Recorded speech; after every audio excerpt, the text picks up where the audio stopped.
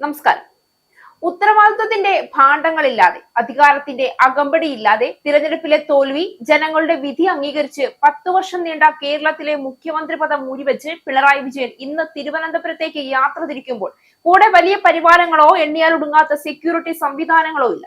കഴിഞ്ഞ ദിവസം തന്നെ പിണറായി വിജയൻ തന്റെ രാജി ഔദ്യോഗികമായി സമർപ്പിച്ചു കഴിഞ്ഞു. തിരുവനന്തപുരം വിമാനത്താവളത്തിൽ നിന്നുള്ള യാത്രയ്ക്ക് പോലും മുഖ്യമന്ത്രിയുടെ ഔദ്യോഗിക വാഹനം ഒഴിവാക്കി പിണറായി സഞ്ചരിച്ചത് പാർട്ടി വാഹനത്തിൽ. മുഖ്യമന്ത്രിയുടെ അധികാരമെല്ലാം മൂടിവെച്ചുകൊണ്ട് വെറും പാർട്ടിയെ അനുസരിക്കുന്ന സഖാവിലേക്ക് പിണറായി വിജയൻ ചുരുങ്ങുമ്പോൾ കേരളത്തിൽ ചരിത്രം കുറിച്ച ഒരു ഭരണ കാലഘട്ടത്തിനു കൂടി തിരശ്ശീല വീഴുകയാണ്.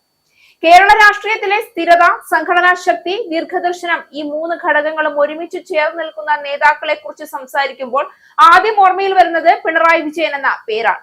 കടുത്ത വിമർശനങ്ങളും രാഷ്ട്രീയ പ്രതിസന്ധികളും നേരിട്ടിട്ടും നിലപാടിൽ മാറ്റമില്ലാതെ മുന്നോട്ടു പോകുന്ന ഒരു ശൈലി, അതുതന്നെയാണ് അദ്ദേഹത്തെ വ്യത്യസ്തനാക്കിയത്.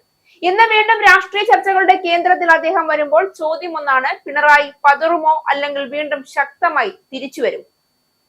കണ്ണൂരിലെ ഒരു സാധാരണ കുടുംബത്തിൽ നിന്ന് രാഷ്ട്രീയത്തിലേക്ക് കടന്നു വന്ന അദ്ദേഹത്തിന്റെ യാത്ര എളുപ്പമായിരുന്നില്ല. വിദ്യാർത്ഥി രാഷ്ട്രീയത്തിലൂടെ തുടക്കം കുറിച്ച് ട്രേഡ് യൂണിയൻ പ്രവർത്തനങ്ങളിലൂടെ വളർന്ന് ഒടുവിൽ കമ്മ്യൂണിസ്റ്റ് പാർട്ടി എന്ന ശക്തമായ രാഷ്ട്രീയ പ്രസ്ഥാനത്തിന്റെ പ്രധാന നേതാക്കളിൽ ഒരാളായി മാറിയതാണ് അദ്ദേഹത്തിന്റെ പശ്ചാത്തലം. സംഘടനാപരമായ കൃത്യതയും നിർണായക തീരുമാനങ്ങൾ എടുക്കാനുള്ള ധൈര്യവുമാണ് അദ്ദേഹത്തെ ഉയർത്തിയ പ്രധാന ഘടകം.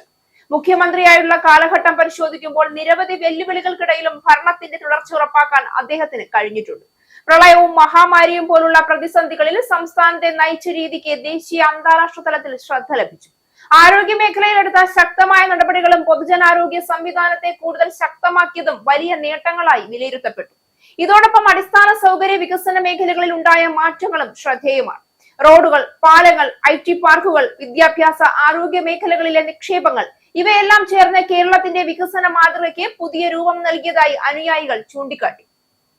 സാമൂഹ്യ സുരക്ഷാ പദ്ധതികളിലൂടെ വിവിധ ഭാഗങ്ങളിലേക്കുള്ള സാമ്പത്തിക സഹായം വ്യാപിപ്പിച്ചതും അദ്ദേഹത്തിന്റെ ഭരണത്തിന്റെ മറ്റൊരു പ്രധാന പ്രത്യേകതയായി. എന്നാൽ വിമർശനങ്ങൾ ഇല്ലാത്ത നേതാവല്ല പിണറായി. ഭരണപരമായ തീരുമാനങ്ങളിൽ കടുപ്പം കൂടുതലാണെന്നും ചില വിഷയങ്ങളിൽ ജനങ്ങളുമായി ആശയവിനിമയം കുറവാണെന്നും വിമർശനങ്ങൾ പലകുറി ഉയർന്നിട്ടുണ്ട്. ചില വിവാദങ്ങളും രാഷ്ട്രീയ പ്രതിസന്ധികളും അദ്ദേഹത്തിന്റെ നേതൃത്വത്തെ തന്നെ ചോദ്യം ചെയ്തു. പക്ഷേ ശ്രദ്ധിക്കേണ്ട കാര്യം, ഇത്തരം സാഹചര്യങ്ങളിലും അദ്ദേഹം പിന്നോട്ടല്ലാതെ മുന്നോട്ട് പോയത് എന്നുള്ളതാണ്. ഇതുതന്നെയാണ് അദ്ദേഹത്തിന്റെ നേതൃത്വത്തിന്റെ മുഖ്യ സവിശേഷത. പ്രതിസന്ധികളിൽ പതറാതെ തീരുമാനങ്ങളിൽ ഉറച്ചു നിൽക്കുക. പ്രതിസന്ധികളെ നേരിടുന്ന രീതിയും തീരുമാനങ്ങൾ എടുക്കുന്ന രീതിയും ജനങ്ങളുമായി ബന്ധം നിലർത്തുന്ന രീതിയും, ഇവയെല്ലാം ചേർന്നാണ് ഒരു നേതാവിന്റെ ശക്തി നിർണ്ണയിക്കപ്പെടുന്നത്. പിണറായി വിജയന്റെ കാര്യത്തിൽ വിമർശനങ്ങൾ ഉണ്ടാകും, വെല്ലുവിളികൾ ഉണ്ടാകും. പക്ഷേ പതറാതെ മുന്നോട്ട് പോകുന്ന ശൈലിയാണ് അദ്ദേഹത്തിന്റെ മുഖ്യ ആയുധമായത്. ഇനി മുന്നോട്ട് എന്ത് സംഭവിക്കുമെന്നത് രാഷ്ട്രീയ സാഹചര്യങ്ങൾ തീരുമാനിക്കും.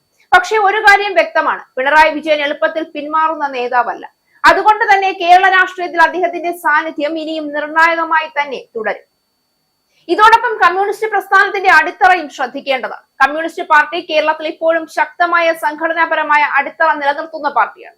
ഗ്രാസ് റൂട്ട് തലത്തിൽ പ്രവർത്തിക്കുന്ന പ്രവർത്തകരുടെ സാന്നിധ്യം തിരഞ്ഞെടുപ്പുകളിലും രാഷ്ട്രീയ പോരാട്ടങ്ങളിലും വലിയ ശക്തിയാണ്. തോൽവിയിലും വിജയത്തിലും പാർട്ടി വികാരമായി കൊണ്ടു നടക്കുന്ന മനുഷ്യരാണ്, അണികളാണ് കമ്മ്യൂണിസ്റ്റ് പ്രസ്ഥാനത്തിന്റെ അടിത്തറ. പാർട്ടി അനുയായികൾ പലപ്പോഴും വിളിച്ചു പറഞ്ഞിട്ടുണ്ട്: ഭരണപക്ഷത്തിരിക്കുന്ന കമ്മ്യൂണിസ്റ്റ് പ്രസ്ഥാനത്തെക്കാൾ ഭയക്കേണ്ടത് പ്രതിപക്ഷത്തിരിക്കുന്ന കമ്മ്യൂണിസ്റ്റ് പ്രസ്ഥാനത്തെയാണ് എന്നുള്ളത്.